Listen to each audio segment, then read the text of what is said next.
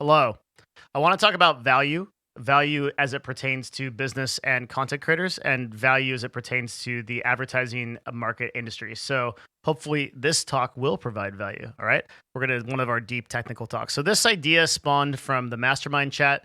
Izzo here has a question about defining the value of entertainment. Value is being thrown around as a buzzword in a field of content creation, specifically in sentences like you need to provide value. But whenever someone tries to explain what it means, they just say it's different for everyone to throw up their hands in the air. So what is value? Like, how do we provide value? And then I'm also going to talk about value from like a monetary sense. Okay. Okay. So to begin, there are a lot of different types of value. So in my, just speaking from like an advertising and marketing standpoint in terms of business, there's what I would define as objective value, and then there's subjective value, and then there's brand value. Okay. And we're going to talk about each one of these things in turn. So objective value is really easy. That's the easiest one to start with, which is why it's first. Okay. So objective value really just means what can you sell or what can you bring home? These are the easiest things to price in an industry because in advertising, because let's say that you know that I can sell 100 units, right? So like right now, if I were to sell anything basically that I believe in to a reasonable degree, that I could probably sell 100 of those units, and I could sell those at a price point of like $50, right? So that then you just do a really simple 50 times 100, right? And you understand that you get the value of that, which is in this case $5,000, right? So if you have $5,000, okay, well then you, depending on your margins, right, you could pay me up to, so on this, we'll say you could pay me up to, let's say $4,999, like subtract margin, okay? So if your margin is 50% of your sale, well then you can pay me $2,200, right, or $2,400 or $2,499 at the maximum, and you would make no cash, but you would be ROI positive, and you would get some lifetime value out of those users, right? Because the objective value isn't just the initial sale of a calculation, but it's also onboarding that user. So onboarding that user to buy something from you in of itself has value because there's something called a lifetime value per customer, which I see LVPC, lifetime value per customer. And the lifetime value per customer is just what a person on average will pay a brand or a content creator or a company over the life cycle of their entire like tenure with that company. So for example, the lifetime value per customer on like a mobile game might be quite high. Like it would be north of like $200, whereas like the lifetime value of a customer on Twitch, like who knows, might be far less. Like somebody subscribes for like an average of like 3 to 6 months. Maybe the price is like $25 or something like that. Okay, so objective value is actually really easy to sell. And typically, if you're going to sell this from a content creation point of view, the way I would sell it is I would go to a brand and I would say, look, I know that my influencer can push 100 units at a price point of $50. I'd have a case study that shows they can do that because I know that number. So you can pay them up to, so then I would set that price at $5,000. And then I would add on some subjective value, which would be some things like we're going to talk about entertainment. We're going to talk about education. We're going to talk about what else is there? Education, entertainment. I mean, it's kind of the things, but we're going to talk about those two starting, and then maybe I'll think of some more things. But yeah, you've got this one and you've got this one. And so I'm going to add some subjective value on top. So some just subjective value would be something like exposure. It's another one, right? And I might say, okay, it's $5,000 to starting, right? And then I'm going to expect that that brand is going to lose money on this deal on pure ROI. Very few brands are going to advertise and expect a one-to-one ROI transition. Why is that? Well, because there's a bunch of subjective value and lifetime value and like UA value that goes into that, and that all gets priced in. And maybe that's the topic of another video to discuss like how that happens, but it's important to understand like objective value, I think very clearly is basically just like what you can sell what your business brings in every day. So if you go to like a restaurant chain, for example, and you go to like a some of the like airport restaurants can do like $50,000 to $60,000 in revenue in a day, right? So that would be an example of like what the objective value of that restaurant is. Now, there's also people eating there. There's people that are able to get food before their plane and make them happy. Maybe it's a healthy restaurant, so they get a healthy option in the airport. That all has subjective value, which brings us to this. Okay, so subjective value is the topic in Mastermind Chat and on the Patreon, and has a little bit more a lot more nuance to it. And subjective value is this is in terms of content creation, right? And then in terms of business, it's literally infinite. I mean, anybody can define subjective value. But we'll talk in terms of content creation for a little bit. So the vast majority, I'm going to tell you I'm going to drop a really big one here. The vast majority of stuff in the advertising and marketing world, outside of like CPMs for like television, the vast majority of things are just priced arbitrarily. So another way to say that is there's just no one has any idea what anything costs. It's all bullshit. Like the amount of times that I make up what a price is like all the time, right? Now I would say Novo, our agency, is one of the most advanced in terms of algorithmic understanding of how to provide ROI to brands, but this is a very subjective like thing. Like the vast majority of the time, people are pricing things and services, especially service-based stuff, completely randomly, and they have no idea like how that provides value. The objective value metric I use for pricing a product or service, okay, is a multiplier on the multiplier on the cost. So that would mean like 2x $50 equals $100 in value provided for that person. So one of the things I use a lot is like my consulting fee. My consulting fee is $500 an hour, which is a lot of money, right? But you will get $1,000 back in value out of that. If you implement even one of the things I mentioned in that hour, you will 100% get that back, and you're likely to make tens of thousands of dollars. And I've proven that over and over again in the consulting I do. So I'm confident charging $500 an hour because I think people can 5x or 10x that value. As long as I select a client that like there's obviously somebody that comes to me and needs consulting and something I can't do, I have to decline that because I everything kind of starts off that value. So when people are saying like, oh, provide value, a lot of times objectively you can just you can multiply it on cost and figure that out. I do that a lot. Okay, but back to subjective value. This gets really interesting because subjective value is something that like I think once you understand in the advertising and marketing world, understanding that everything is like subjective and arbitrary is like a Zen concept. Like once you get that, you immediately sort of enlighten yourself to another level of thinking because you start to realize that like all of like it's the matrix, all of the reality is like permeable based on like how you can sell it or justify it.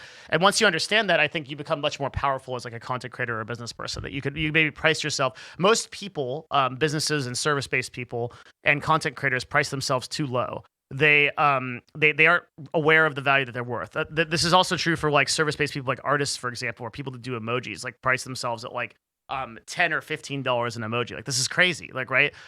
This is insane for the amount of value that you provide, or consultants that price themselves at like $50 an hour and supposedly have like an expertise. These are people that they're not over they haven't defined the value to themselves. So how can they possibly define it to their customer? It's like the old sales adage where a vacuum cleaner salesman knocks on your door and says, hey, you don't want one of these, right? Like he's not confident in what he's selling, so you don't believe him, and you don't believe in the value of that product. Much more like there's this stereotype in business of people that overcharge for services, like the guy who charges like $1,000 for consulting and provides you no value. But those people don't go anywhere. Like they get no clients, and very frequently you're going to run much more into people that are undercharging for services that are overcharging for services. A little bit of a tangent there, but kind of interesting on the value topic. So value in content creation comes from different places. Entertainment, meaning that somebody basically just I think that entertainment, and I think the most powerful form of entertainment is comedy. There are other forms of this, like drama, for example, like drama baiting.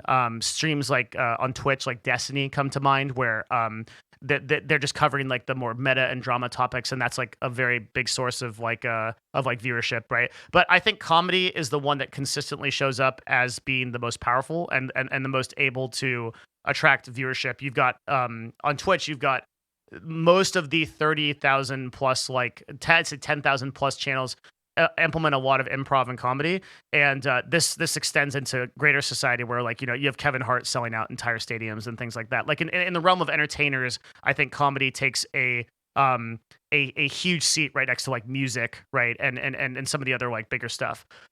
You very rarely see like poetry slams like selling out stadiums. Like it can happen, but like comedy is like very powerful. So entertainment is the subjective value of entertainment is like, does a person feel like they've gotten something out of that hour and that they enjoyed it, right? And that's like a very emotional thing. Education, this is one I can talk a lot about because it's B, right? Education means it's also a form of entertainment. You walk away from this video feeling like you know more and that you're a stronger person because of it. So educators seek to provide entertainment in a way that empowers the user to be a better version of themselves. When I try to make a video or I try to do a talk, or I literally do anything in my life almost to an obsessive degree that annoys my family, my objective is to try to empower someone to be a better version of themselves. That is my entire like MO, like my entire MO. It's all I do is like try to be a better version of myself, whether that's physically, mentally, spiritually, anything. And I try to like do that to other people as well if I can. So all that providing value to me is you walking away from this and saying, you know what, I'm 0.00001% more in the know, or I can apply this concept, or like I'm motivated, or any reason. Like maybe I don't teach you anything, but this is the motivation you need to like up your service charge by 50%. And start earning twice the money, right? And now I've like accomplished that. That's like what providing value means, okay? And then there's value in forms of clout, like getting in front of people, networking. This is my least favorite form of value. And the one that unfortunately people focus the most on. So exposure means like right now, if I start my stream, I can get 1,500 people. Probably depends on what I'm doing, but like if I do something crazy enough and I like really market it and get a lot of influencers involved and stuff like that, I could probably get like 7 to 10K doing something crazy, like some IRL thing. And you can sell that, right? You can provide that value to other people. Like the most of my requests are clout based requests, and most of the requests that people that are able to provide exposure get are exposure based requests, when they should really be education based requests. Or they should be like they should be looking for that other kind of value.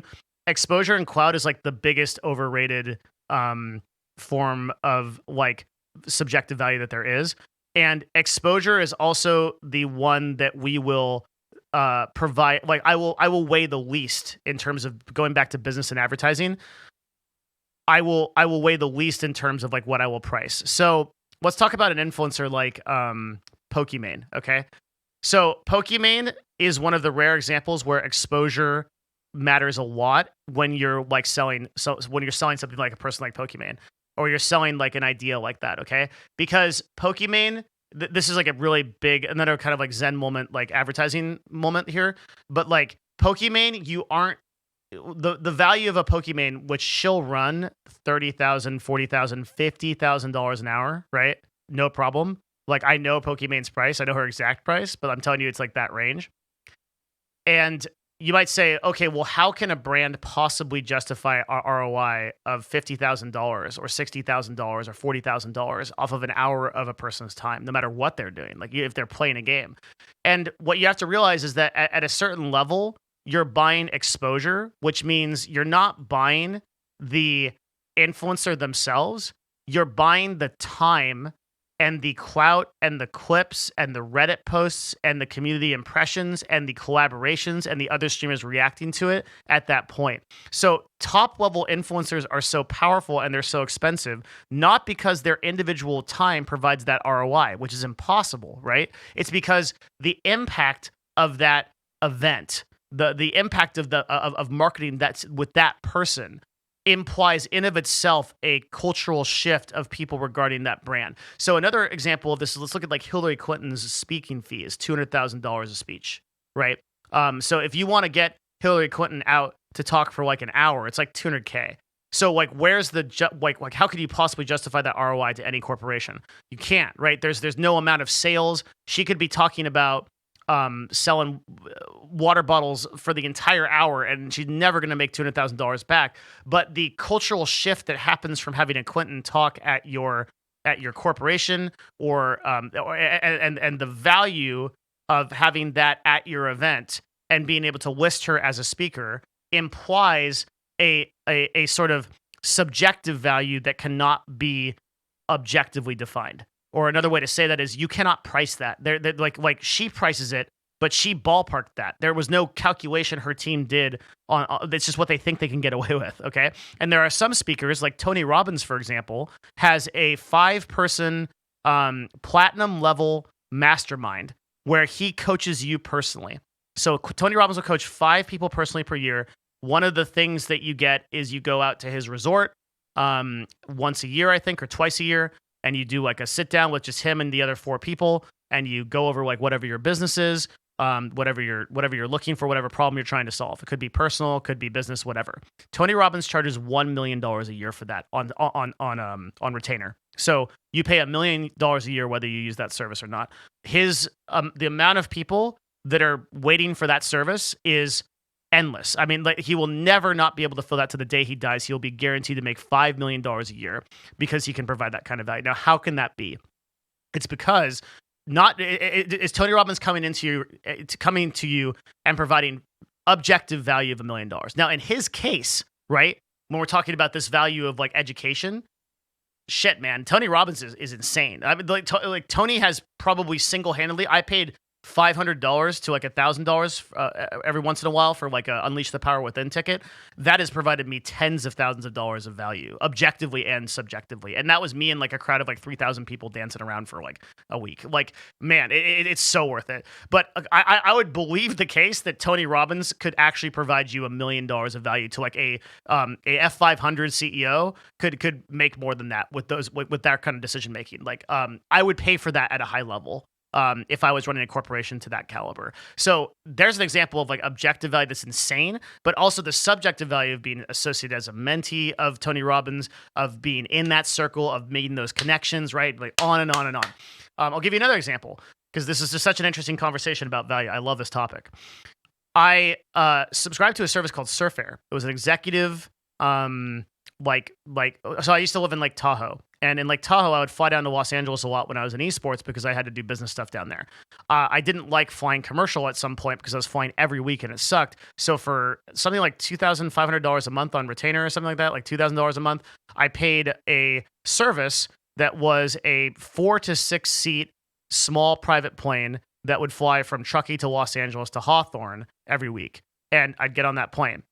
So the value that was provided to me that I didn't expect there, not just in convenience and going through the airport, was that I got to sit with 5 other executives who paid for that and were thinking about things. And one of the people that I met doing that was the head of the Spartan race, a guy that I don't know if he'd want me to name this video, so I hesitated, but awesome dude. And I ended up taking him to Madison Square Garden for CLG, and he was in the front row with us while we played. Phenomenal dude, super interesting guy. Did some business with him later, and like just that kind of stuff followed through. So that gives you an example of like subjective value of like paying for something, right? That also provided like a weird like kind of like networking thing. So when you start to like understand all this, you start to see how there's like kind of value in everything. And that's why in the business world, I listed this as infinite because I would never have known that through Surfair paying for that, they don't even market it. They don't even know, right? Like it's not even a core USP on their product, but it certainly should be. It's like, look, like paying for a jet might seem ridiculous, but like, man, if you meet other business professionals on this could be a major thing. And like, you could like literally upsell that networking as part of your product package. So, I guess this also is really relevant to people that are listening to this that are building businesses or entrepreneurs, because you can think about other ways to provide value and upsell in those ways. But yeah, like when I often say provide value, and I feel like I've never had like an objective way of describing that to people. So I guess I'm really happy to like make this video because it's like a way to like really explain how value works and how I think about providing value. Because when you say, like when someone says, "Oh, just provide value," that's like a non-starter. But if you think about it in the context of the structure that we've talked about in this video, I think that it adds a lot. to it. Um, Whereas like, okay, maybe my value is like I truly just want somebody to walk away from my business or my product or my broadcast with a better mindset for that day, and I just want them to be happy, right? And that's a very powerful place to start. And oftentimes you can start with a mission like that and not worry about monetization at all, and um the value will be there. So that happened to me with education, where I really have no real interest in providing education as like a primary job or something like that. I don't want to do it. Like I being a full time content creator and being attached to those KPIs is horrible for me. So it's just it's sort of a mental it's a mental up and down that I just don't like want to deal with. So I have never planned and never hopefully will run a full time content business, but like part time, me sitting here talking at the end of my workday, it's 6:15 here, 6:30, and I've got nothing left to do but go play New World. Like, okay, I'm gonna give a talk about value. Um, cool, right? Like very few obligations. In fact, I'm like really surprised that the Patreon, as of this recording, has just gone insane. Right? There's over 200 people there, which I could never have imagined because people. But that's the point. That's the point. I never set out for that. I didn't want 200 people to like on the Patreon. I think it's phenomenal and it's great that people want to provide value to what I'm doing. But my core goal here, my core mission is truly to give the people that are listening to this some like real educational value that it annoys me that it's not anywhere else. That there's so many people that just talk about bullshit and they're like the whole like, oh, how do I become a better content creator? Well, man, you got to provide value. What the fuck does that mean? Right? Well, how do I become a better business owner? You got to provide value. What the fuck does that mean? It annoys me. I want to make a video about what that actually means and how you objectively measure it, like a stat like multiplier on cost. I've never seen anyone talk about multiplier on cost. Why not? It pisses me off. So I make this video because I want that to exist in the world. And whether one person listens to that or 5 billion people listen to that, it's cool with me, right? But my goal at the core is value, right? My Patreon exists because I wanted a place to put shit where I didn't have to have the mental anguish of like, oh, this is never going to take off on YouTube. Like 5 people are going to watch this, but those 5 people are going to get like a ton of value out of it. So throw it up on Patreon, and that's why it's so easy for me to make these videos and talk for 20 minutes, right? That's the point. Is like when you start from that place, of like, I'm going to provide value. What that means is like you're not about clout, you're not about monetization, you're not about all that stuff. You just want to see something in the world. Maybe it's like you want somebody to be happy, happier, or better than they were yesterday. Or in my case, I just want somebody to take something away and be better than they were and be like, damn, like that was like cool. Like I can do more with this. I'm inspired. I'm motivated, right? Maybe you don't get anything from these videos. You don't care about multiplier on cost. You don't care about like objective value of branding and margins, but you are just inspired by hearing me talk about business. It fires you the fuck up and you go do something about it. Good, right? Great. Like, well, then mission fucking accomplished. Like that's why we're here.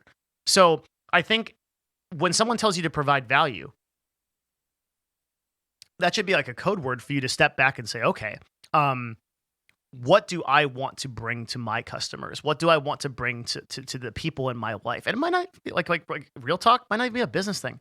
What do I want to bring to my relationship? What do I bring to my family, my mom, my dad? What do I want? What do I want to bring to them? Like maybe you bring them entertainment. Maybe you bring comedy into your everyday life and make people smile. It's worth a lot, right? And before you know it, that turns into something. When you think about being value driven first, this is what I think about these kind of concepts. And I think this is like what actually takes you to being like a real successful person is that you start from here. Money come later. Like it'll be a thing. Never have to worry about it. It's really easy for me to say that because I was in a position where I was like, man, like I got to worry about money. That we all start from zero at some point, right? But you see how ephemeral and just like dumb that entire pursuit is. Like once you're out of the race, like once you're like watching it happen, you're like, oh shit, like if I just start from a value position first, then I'm gonna get there. And like it's so hard to see that end outcome from like if you're trying to make your bills happen. It seems like every annoying rich person telling you to like focus on something other than like making the money, but they tell you that because it's true. They tell you that because they got like in the Rig Veda, like right, like Brahman sees through the illusion. Like they got through it and they're like, oh, there's nothing really here. all value is just subjectively defined. Like if I just like there's no pricing, there's no prices, there's nothing. Like what like everything's just people guessing. And so if I just like really focus on making my time worth it to somebody, then I can set my prices to any degree, like even to the point where like people like Tony are charging millions of dollars. And that never be your goal. I mean, you just want to make like $50,000 a year and live with your family, be happy, whatever, right? But the point is like when you start thinking about value in this way, I think it can like completely shift your consciousness. Okay, I think I'm done talking. Side note, like the amount of support that has come out of just this Patreon of this community has been insane, and I'm so grateful for the people that are here. Really, it blows me away every day. It makes you really want to do these things. That's how you provide value to me. And thanks for doing that. Thanks a lot. Okay, I'm done talking. Bye. Enough talk.